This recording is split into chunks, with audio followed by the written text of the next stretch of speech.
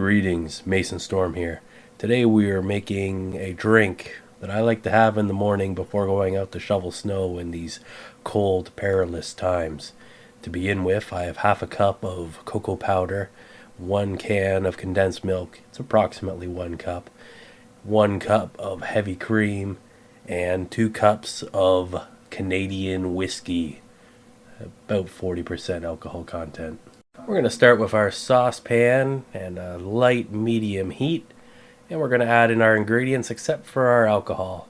We don't want to cook that down and remove its zing or zang. So we're just going to add all of our ingredients in, our other 3 ingredients. It's really not all that much and not overly complicated, and then we're just going to mix it with the heat. And the heat's going to help the cocoa get inside of the milk proper and the cream and whatnot. So a little bit of heat and just keep stirring it. And once it's kind of holding together and kind of mixing and blending properly, we're going to throw in our alcoholic booster. Now the Canadian whiskey is really the way to go with this because Canadian whiskey is awesome. So we're just going to take that off of the heat. We're going to continue stirring it. It's going to mix in a lot easier now that there's more fluid to go with the cocoa powder, but it's still not going to be perfect. It's not going to be the perfect solution.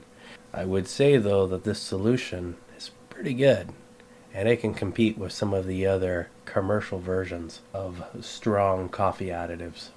Now the other thing I'm going to do here is I'm not going to just dump this in a bottle because it's there's still parts that don't really mix in that well. So I'm going to run it through a sieve first into this measuring cup, and that way I can have a much smoother additive.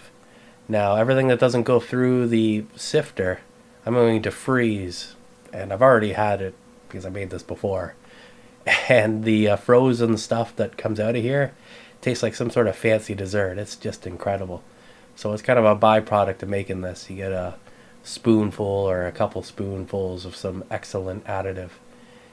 But now that it's all done and completed, we're simply going to transfer this into our storage vessel of choice. This is a repurposed bottle that I have some gaffer's tape on so you can't see the labels.